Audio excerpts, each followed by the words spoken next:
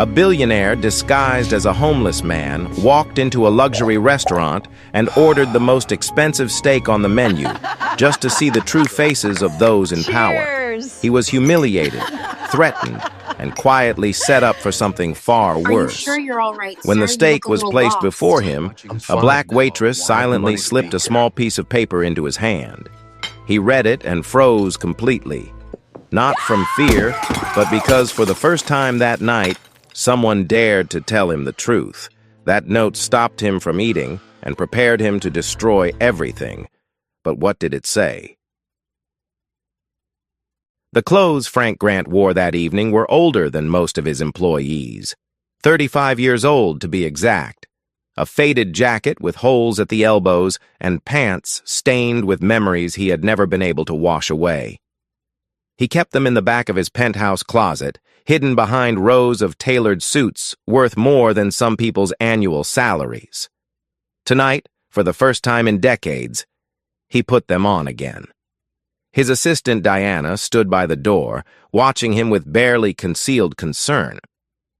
She had worked for him for 12 years and had seen him make decisions that shook entire industries. But this was different. "You could send someone else," she said. "A professional inspector. Someone trained for this." Frank looked at her through the mirror as he smeared dirt across his face. "No one can see what I need to see." The anonymous letter had arrived a week ago. No return address, just a short video clip and 3 sentences typed on plain paper. The video showed a man in ragged clothes being dragged out of a restaurant by security guards while well-dressed customers laughed. The letter read, "Le Meridian, your restaurant, your responsibility, or isn't it?" Le Meridian was the worst-performing location in his entire chain.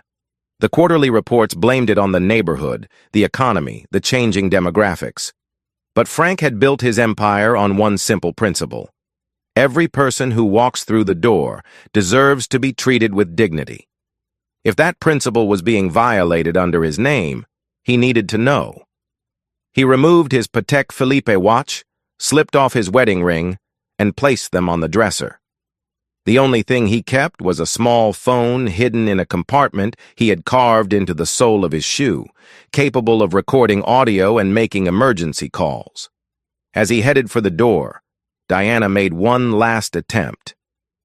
"Frank, please, at least take security." He stopped and turned to face her.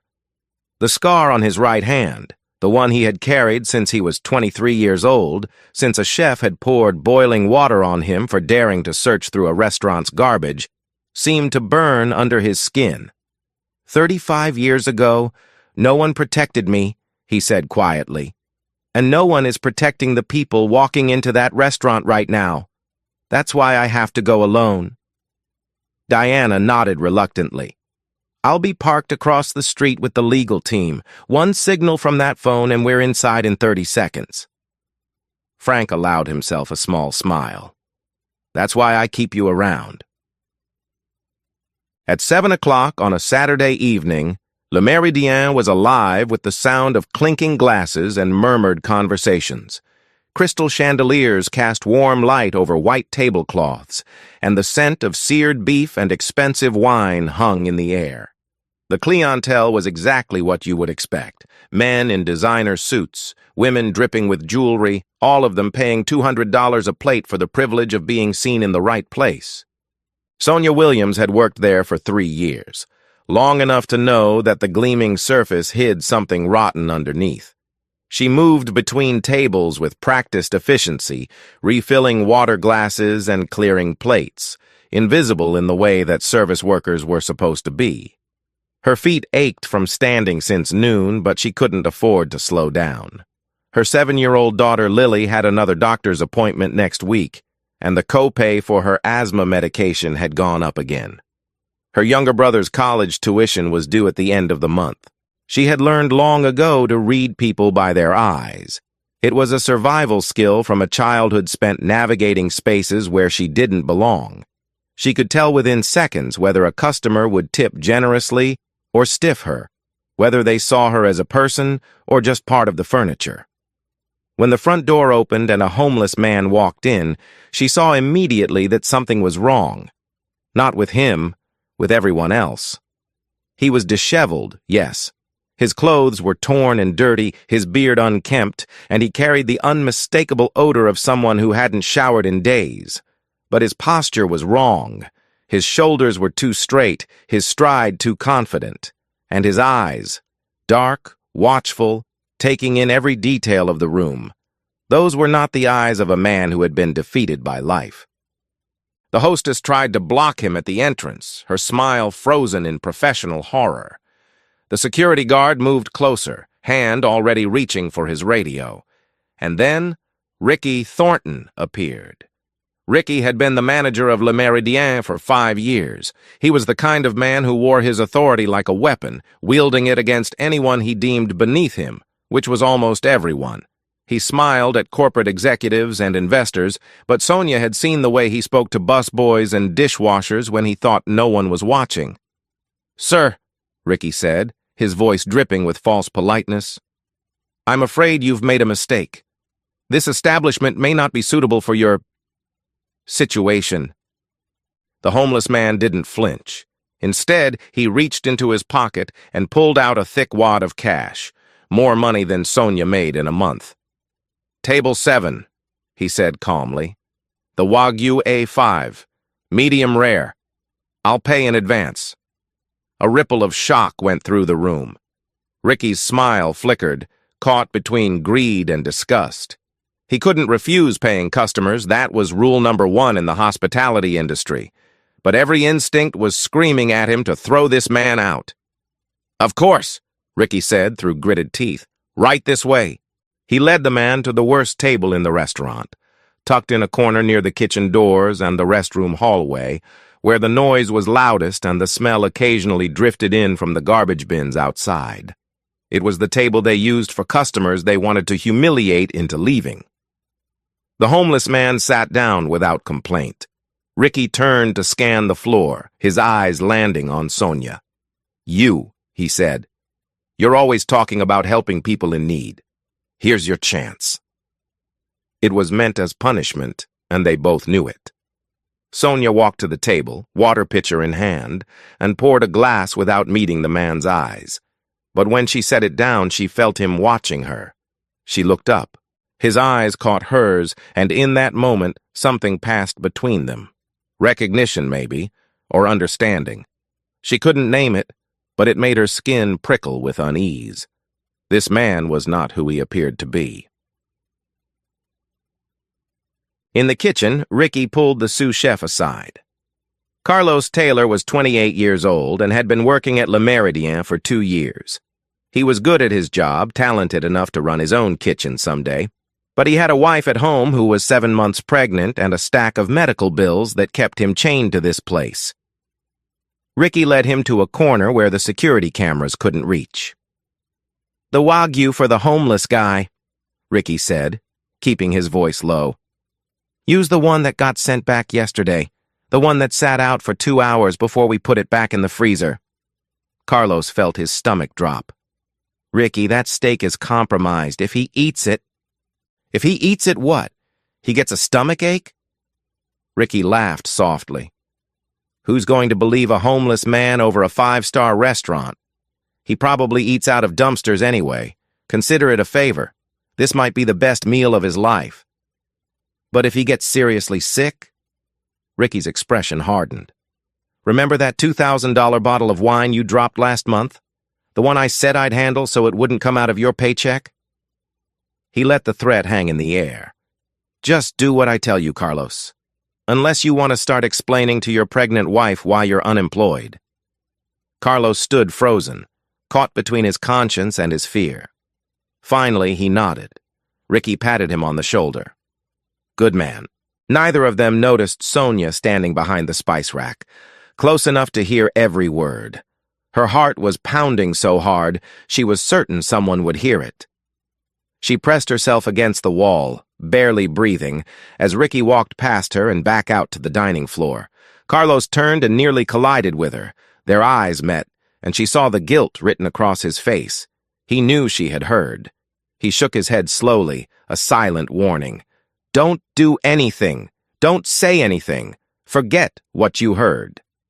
Then he walked away, leaving Sonia alone with a choice that could cost her everything. If she stayed silent, she would keep her job. She would pay for Lily's medicine and her brother's tuition. She would survive. If she spoke up, no one would believe her. Ricky would destroy her reputation and fire her on the spot. She would lose everything she had spent years building. But if she did nothing, that man was going to eat poisoned food, and whatever happened to him would be on her hands. Sonia walked back to the dining floor on legs that felt like they belonged to someone else. Her hands trembled as she picked up a tray of empty glasses, and she had to focus on each step to keep from stumbling. The conversation she had overheard played on repeat in her mind. Compromised meat, 2 hours at room temperature. Who's going to believe a homeless man? She glanced toward table 7. The man sat there quietly, studying the menu as if he had all the time in the world. He didn't look like someone about to be poisoned. He looked like someone waiting for something. The cameras. Sonia's eyes flicked upward to the small black domes mounted in the corners of the ceiling. There were 6 of them covering the main dining area, plus 2 more near the entrance and 1 pointing at the bar. Ricky reviewed the footage every night, looking for any excuse to dock wages or write up employees. Last month, he had fired a busboy for taking a 5-minute break that wasn't authorized.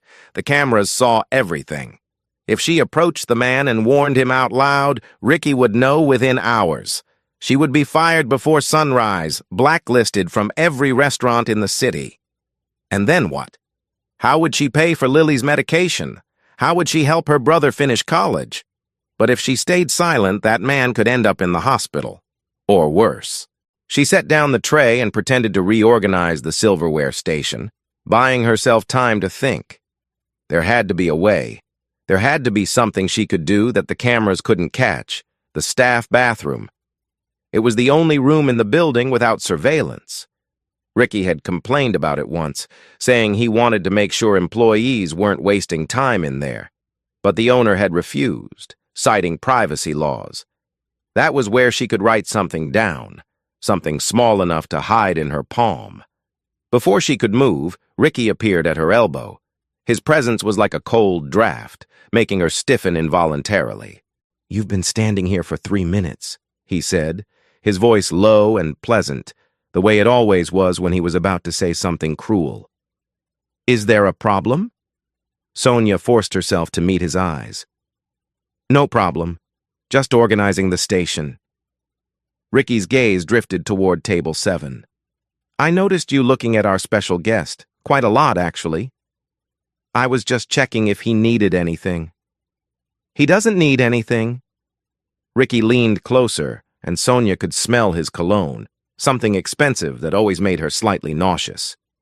"He's going to eat his meal, realize he doesn't belong here, and leave. That's the plan. Understood?" Sonia nodded, not trusting herself to speak. "Good." Ricky smiled, but his eyes stayed flat and cold. "Don't do anything stupid, Sonia. You have a lot to lose." He walked away, stopping to chat with a table of regulars, his demeanor transforming instantly into warmth and charm. Sonia watched him go, her heart hammering against her ribs. He knew something was off. He was watching her now. She had to be careful. She had to be smart, and she had to move fast.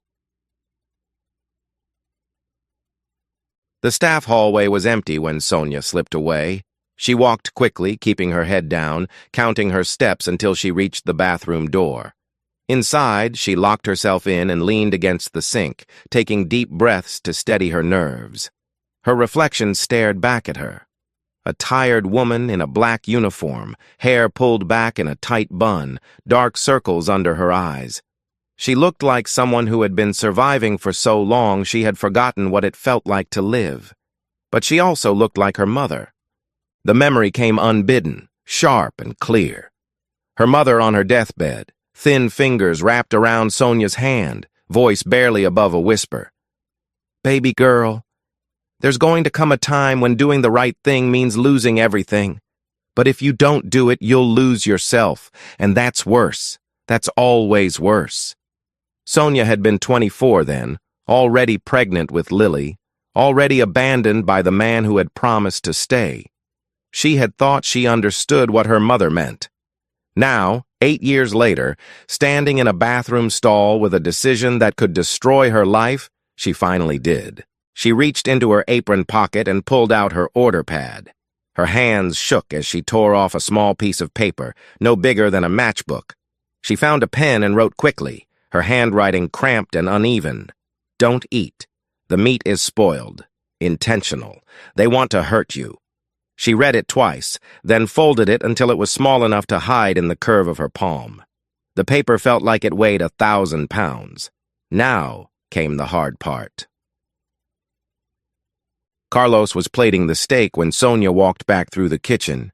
She saw him hesitate as he placed the meat on the white porcelain dish, his jaw tight with something that might have been guilt. The steak looked perfect, seared to a deep brown, glistening with butter, accompanied by roasted vegetables and a drizzle of reduction sauce. No one looking at it would ever guess what it really was. Sonia stopped beside him, pretending to check on another order.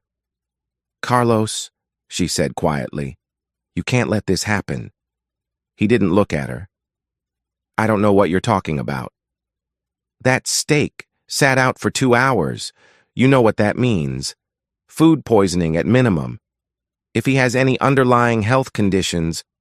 "Stop!" Carlos finally turned to face her, and she could see the fear in his eyes, the desperate calculation of a man trying to protect what little he had. "I have a baby coming in 2 months. My wife can't work right now. If I lose this job..." "And if that man dies? Can you live with that?" Carlos's face contorted with anguish. "What do you want me to do, Sonia? Go out there and tell everyone Ricky ordered me to serve bad meat? Who's going to believe me? Ricky will deny everything, fire me for lying, and make sure I never work in this industry again." Sonia wanted to argue, wanted to shake him until he saw reason. But looking into his eyes, she understood. He wasn't a bad person. He was a trapped person, just like her, just like everyone who worked in places like this, where the people at the top held all the power and the people at the bottom held all the risk. "Fine," she said softly. "You didn't see anything. You don't know anything." Relief flooded Carlos's face, followed immediately by shame. He opened his mouth to say something, an apology maybe, or a justification, but Sonia had already turned away. She would do this alone. The plate was ready. Sonia picked it up from the pass, balancing it on her palm with practiced ease. The steak was still sizzling slightly, sending up wisps of fragrant steam. To anyone watching, it would look like she was simply doing her job, bringing a meal to a customer. She walked through the dining room, weaving between tables, her eyes fixed on the corner where the homeless man sat. Her free hand hung at her side, the folded paper pressed between her fingers, hidden from view. 10 feet away, 5 feet, 2 feet. She stopped at the edge of the table and set the plate down gently, positioning the steak in front of him with a server's precision. "Your Wagyu A5, sir," she said, loud enough for nearby tables to hear. "Medium rare as requested." The man looked up at her, and again, she felt that strange spark of recognition. His eyes were dark and intelligent, studying her with an intensity that made her skin prickle. She had the sudden, irrational thought that he could see right through her, that he already knew everything she was about to tell him. She placed the silverware beside the plate, and as she did, her hand brushed against his. In that brief moment of contact, she pressed the folded paper into his palm, feeling his fingers close around it instinctively. "Enjoy your meal," she said, holding his gaze for just a second longer than necessary. Then she turned and walked away, her heart pounding so loudly she was certain the entire restaurant could hear it. Frank watched the waitress retreat, His hand closed around the small piece of paper she had given him. Her face had been carefully neutral, but her eyes, those dark, knowing eyes, had been screaming a warning. He waited until she was across the room, then casually dropped his hand below the table and unfolded the note. Don't eat. The meat is spoiled, intentional. They want to hurt you. He read the words 3 times, letting them sink in. Then he looked down at the beautiful steak sitting in front of him, the meal that was supposed to make him sick, to punish him for daring to exist in a space where people like him weren't welcome. Something cold and hard settled in his chest. It wasn't anger, not yet. It was something older, something he had buried deep inside himself 35 years ago and thought he had forgotten. He remembered being 23, hungry and desperate, digging through a restaurant's garbage for scraps of food. He remembered the chef who had caught him, the pot of boiling water that had been thrown at his hands, the searing pain that had made him scream. He remembered the laughter of the kitchen staff, the way they had called him names, told him he was worthless, that he deserved to suffer for being poor. The scar on his right hand throbbed with phantom pain. He had built his empire to prove them wrong.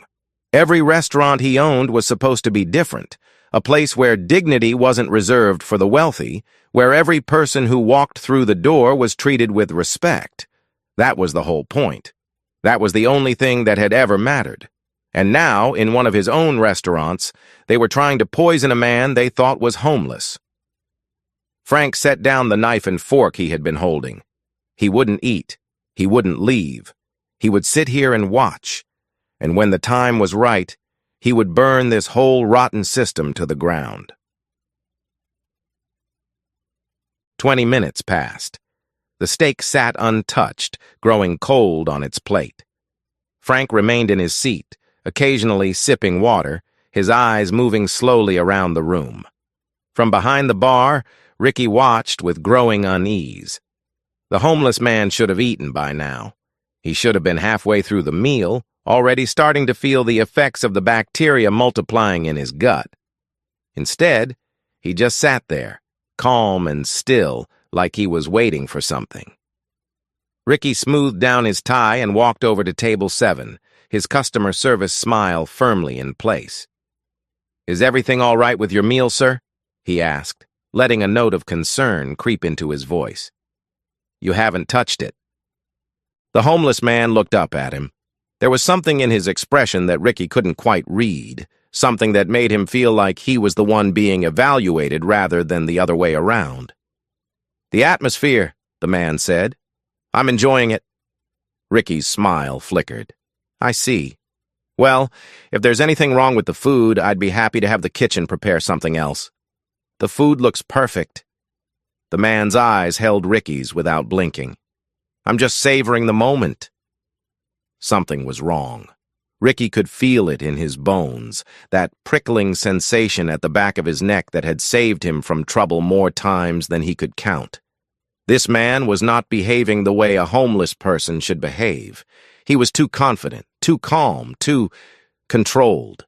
Ricky glanced across the room to where Sonia was refilling water glasses at another table. She had served him. She had been alone with him for a few seconds. Had she said something? Done something? He would deal with her later. Right now, he needed to handle the situation in front of him. "Well," Ricky said, keeping his voice pleasant, "please let me know if you need anything at all." He walked away, but his mind was racing. The longer that man sat there without eating, the more dangerous this became. If he complained to corporate about his treatment, if he called the health department, if he made any kind of scene, Ricky needed to get him out of the restaurant. Now.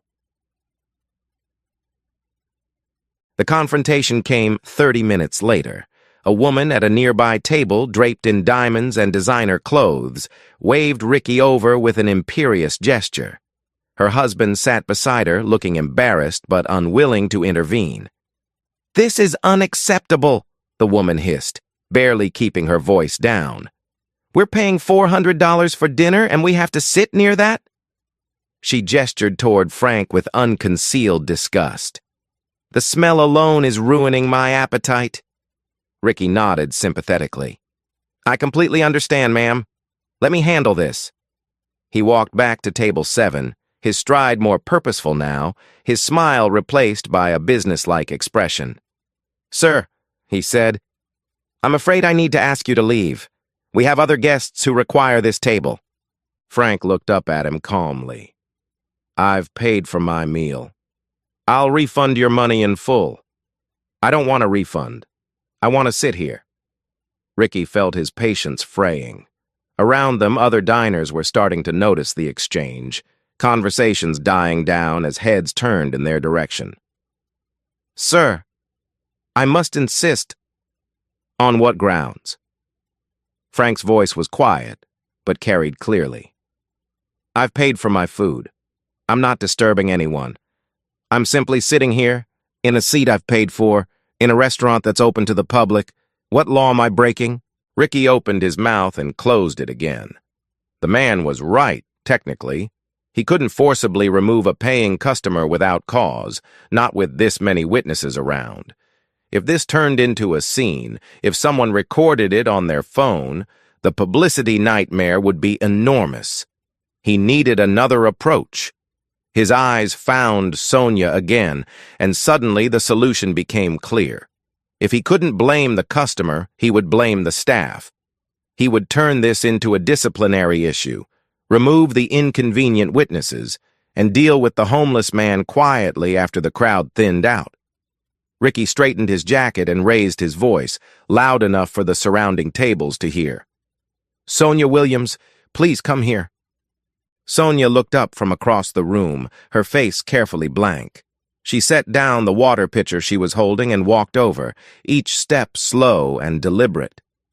Yes, she said. Ricky turned to face her, making sure his expression conveyed righteous disappointment. I've received complaints that you were inappropriate with this guest, that you made comments that were unprofessional and offensive. Sonia's eyes widened. That's not true. I didn't say anything. Multiple witnesses, Ricky continued, talking over her, have reported that you deliberately tried to embarrass this gentleman. In light of this, I have no choice but to suspend you immediately, pending a full investigation. The dining room had gone silent. Every eye was fixed on the confrontation unfolding at table 7. Sonia stood frozen, her mouth open in disbelief, unable to form words. Across the room, Carlos watched from the kitchen doorway, his face pale with guilt. He knew the truth. He knew Sonia had done nothing wrong, that Ricky was lying to cover his own crimes. But he couldn't speak. His wife, his baby, his future, everything depended on his silence. He lowered his eyes and stepped back into the kitchen. Sonia was alone. The moment stretched into an eternity. Sonia stood in the middle of the restaurant, surrounded by strangers who were watching her humiliation like it was dinner theater. Ricky's words echoed in her ears. Suspended, investigation, inappropriate. Each one a nail in the coffin of her career. She thought about Lily, at home with the babysitter, probably already asleep. She thought about the stack of medical bills on her kitchen counter, the tuition payment due next week, the carefully constructed life that was crumbling around her. She had done the right thing. She had risked everything to warn a stranger, and now she was being punished for it, while the real criminal stood in front of her with a self-righteous smile on his face. Tears burned at the backs of her eyes, but she refused to let them fall. She would not give Ricky that satisfaction. I didn't do anything wrong, she said, her voice steady despite the tremor in her hands. I served him his food. That's all I did. Ricky shook his head sadly. The witnesses say otherwise. Please collect your things and leave the premises. We'll be in touch about next steps. Sonia looked around the room, searching for someone, anyone, who might stand up for her. The other servers avoided her gaze. The customers watched with mild interest, already composing the story they would tell their friends tomorrow. No one moved. No one spoke. She was invisible. She had always been invisible. And then, from the corner table, a voice cut through the silence. "She didn't say anything inappropriate." Everyone turned to look at the homeless man, who was rising slowly from his seat. "She brought me my food," he continued, his voice calm and clear. "She was polite and professional, that's all." Ricky's expression hardened. "Sir, this is an internal matter." "No." The word was quiet, but it carried the weight of absolute authority. "This is a public accusation made in front of dozens of witnesses. If you're going to fire this woman, you should at least have the decency to do it honestly." Something in his tone made Ricky take a step backward. The homeless man's posture had changed, his shoulders squaring, his chin lifting. He no longer looked like someone society had discarded. He looked like someone who was used to being obeyed. "Who are you?" Ricky demanded. The man smiled, but there was no warmth in it. "I think it's time you found out." Frank reached down and removed his shoe. The diners closest to him recoiled, expecting the worst, but instead of the smell they anticipated, they watched in confusion as he pulled a small phone from a hidden compartment in the sole. He pressed a button, and within 30 seconds, the front door of Le Meridian swung open. Diana walked in first, her heels clicking sharply against the marble floor. She was dressed in a tailored charcoal suit, her expression cold and professional. Behind her came two men in dark blazers, lawyers, judging by the briefcases they carried, and 4 members of a private security team. They had been waiting in the black SUV parked across the street, monitoring the situation through the open line on Frank's phone. The restaurant fell into stunned silence. Diana crossed the room and stopped beside Frank, her posture radiating authority. She turned to address the crowd, her voice cutting through the stillness like a blade. "Ladies and gentlemen, I apologize for the disruption. Allow me to introduce Frank Grant, founder and owner of the entire Le Meridian restaurant chain." A gasp rippled through the dining room. The wealthy woman who had complained earlier turned pale, her hand flying to her mouth. Her husband stared at Frank with dawning horror, already calculating the social damage of what they had done. Ricky stood frozen, his face draining of color. His mouth opened and closed, but no sound came out. He looked like a man watching his entire world collapse in slow motion. Frank stepped forward, and even in his ragged clothes, even with dirt still smeared across his face, he carried himself with the unmistakable presence of a man who had built an empire from nothing. "I've been recording everything tonight," he said, holding up the phone. "Every word, every interaction, including a very interesting conversation that took place in your kitchen about 45 minutes ago." Ricky's eyes widened. "I don't know what you're talking about." "Really?" Frank gestured toward the untouched plate on table 7. "Then perhaps you can explain what's wrong with this steak. The one you ordered your sous chef to prepare using meat that had been sitting at room temperature for 2 hours before being refrozen." The crowd erupted in murmurs of disgust and disbelief. Several diners pushed their own plates away, suddenly suspicious of everything they had been served. Ricky shook his head frantically. "That's a lie. I never said anything like that. This is slander." Frank turned toward the kitchen doorway where Carlos stood frozen, his face ashen. "Carlos Taylor," Frank called out. "You have a choice right now. You can tell the truth about what happened tonight, or I can play the recording and let everyone hear your voice agreeing to serve contaminated food to a customer." Carlos didn't move. His eyes darted between Frank and Ricky, trapped between 2 impossible options. Sweat beaded on his forehead. "Think about your wife," Frank continued, his voice softening slightly. "Think about your baby. Do you want to be the man who stood by and let this happen? Or do you want to be the man who finally did the right thing?" The seconds stretched into eternity. Carlos looked at Sonia, who stood alone in the middle of the room, her career in ruins, her reputation destroyed, all because she had chosen to warn a stranger instead of protecting herself. She had been braver than him. She had risked everything while he had hidden in the kitchen, too afraid to speak. Carlos stepped forward, his voice cracking as he spoke. "Ricky ordered me to use the steak that was sent back yesterday. It had been left out for almost 2 hours before we put it back in the freezer. He said no one would believe a homeless man if he got sick. He said it would teach him a lesson for coming here." The dining room exploded. Customers shouted in outrage, some already reaching for their phones to call lawyers or journalists. The security team moved to block the exits, ensuring no one left before the situation was resolved. Ricky backed away, his hands raised defensively. "He's lying! This is a conspiracy! I've worked here for 5 years! I would never—" "The recording doesn't lie," Frank interrupted, "and neither do the financial records my team has been reviewing for the past week. Embezzlement, falsified inventory reports, systematic theft from this restaurant for years. Did you really think no one would notice?" Ricky's facade finally crumbled. The charming, confident manager disappeared, replaced by a desperate, cornered animal. He turned and tried to run, but the security team was faster. 2 of them caught him before he reached the door, restraining him as he struggled and cursed. "You can't do this to me!" Ricky screamed. "I'll sue you! I'll destroy you!" Frank walked toward him slowly, stopping just a few feet away. 35 years ago, he said quietly, a man poured boiling water on my hands because I was hungry and desperate. He laughed while I screamed. He told me I was worthless, that I deserved to suffer for being poor. He held up his right hand, showing the faded scar that crossed his skin. I built this company so that no one would ever be treated that way in a place that belonged to me. And you turned it into exactly the kind of place I swore to destroy. Ricky stared at him, all the fight draining from his body.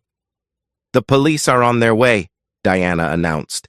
"Mr. Thornton will be facing charges for attempted poisoning, embezzlement, and fraud." As if on cue, sirens wailed in the distance, growing closer. An hour later, the restaurant had emptied. The police had taken Ricky away in handcuffs, still protesting his innocence to anyone who would listen. The other diners had been sent home with refunds and apologies. The staff had been dismissed for the night, told that representatives from corporate would be in touch about the future. Only Frank and Sonia remained. She sat at a table near the window, staring at her hands. The adrenaline had faded, leaving behind a bone-deep exhaustion. She had done the right thing. She had saved a man's life. And yet she felt hollow, uncertain of what came next. Frank approached and sat down across from her. He had washed the dirt from his face, though he still wore the same ragged clothes. Up close, without the disguise of grime and desperation, she could see him clearly for the first time. The sharp intelligence in his eyes, the quiet strength in his bearing. "You knew," he said. "When you wrote that note, you knew it could cost you everything. Your job, your daughter's health care, your brother's education. Why did you do it?" Sonia looked up at him. "Because 35 years ago, someone didn't help you when you needed it, and you've been carrying that scar ever since." Frank's expression shifted, surprise breaking through his composure. "How did you know?" "I saw it in your eyes," she said simply. "When I brought you the water, I looked at you and I knew. Those weren't the eyes of a homeless man. Those were the eyes of someone who used to be homeless, someone who remembered what it felt like." Frank was silent for a long moment, studying her face. "You read people," he said finally. "That's a rare gift." "It's not a gift. It's survival." Sonia's voice was steady, but there was a weight behind her words. "When you grow up the way I did, you learn to see what people are really thinking. It's the only way to stay safe." Frank nodded slowly. He understood that kind of survival better than most. "What happens now?" Sonia asked. "The restaurant will close for renovations. New management, new staff training, new everything." He leaned forward slightly. "And I need someone to lead it. Someone who understands what this place should be. Someone who has the courage to do the right thing even when it costs them." Sonia stared at him. "You're offering me a job?" "I'm offering you a choice," Frank corrected. This isn't charity, and it isn't a reward. It's an opportunity. You can take it or leave it. 1 week later, Sonia's phone rang. She was sitting in her small apartment, Lily asleep in the next room, the familiar stack of bills spread across the kitchen table. The caller ID showed a number she didn't recognize. Ms. Williams? This is Diana, Mr. Grant's assistant. He asked me to extend a formal offer for the position of general manager at Le Meridian, effective upon reopening. Sonia closed her eyes. She had been thinking about this moment ever since that night, turning it over in her mind, trying to decide what she wanted. The salary is competitive, Diana continued. Full benefits, including comprehensive health care for your family. Mr. Grant wanted me to emphasize that this is your decision. No pressure, no expectations. Sonia thought about her mother's words, spoken so many years ago. About doing the right thing even when it meant losing everything. About losing yourself if you didn't. She had done the right thing. And instead of losing everything, she had been given a chance at something new. I'll take it, she said. But I have one condition. 3 months later, Le Méridien reopened. The space had been transformed. Same elegant bones, but warmer now, more welcoming. The lighting was softer, the music gentler, the staff trained in a philosophy that Sonia had helped develop. Every person who walks through these doors deserves to be treated with dignity, regardless of how they look or how much money they have. Sonia stood near the entrance in a tailored black suit, greeting guests as they arrived. She looked different than she had 3 months ago. Not just the clothes, but the way she carried herself. Her shoulders were straight, her chin lifted, her eyes clear and confident. The door opened, and a man walked in. His clothes were worn and dirty, his hair unkempt, his shoes held together with tape. He looked around nervously, clearly expecting to be thrown out. The hostess hesitated, glancing toward Sonia. Sonia walked forward before anyone else could react. "Welcome to Le Méridien," she said warmly, extending her hand. "Would you like a table by the window?" The man stared at her in disbelief, waiting for the catch, the cruel joke. But there was none. "I don't have much money," he admitted quietly. Sonia smiled. "That's all right. We have a community menu for guests who need it. Please, come in." She led him to a table near the window, the best seat in the house. As she walked back to her post, she passed a new addition to the restaurant's decor, a small frame mounted on the wall near the entrance.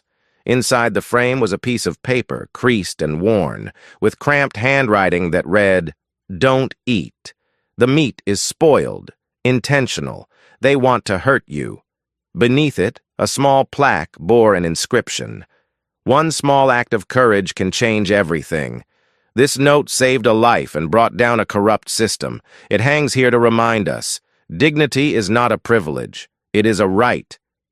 Sonia Williams, general manager. That had been her condition. And every day, when new employees started their training, they stood before that frame and learned the story of the night everything changed. The night a billionaire dressed as a homeless man walked into a restaurant, and a waitress with nothing to lose risked everything to save him. Because sometimes the people with the least power are the ones who change the world.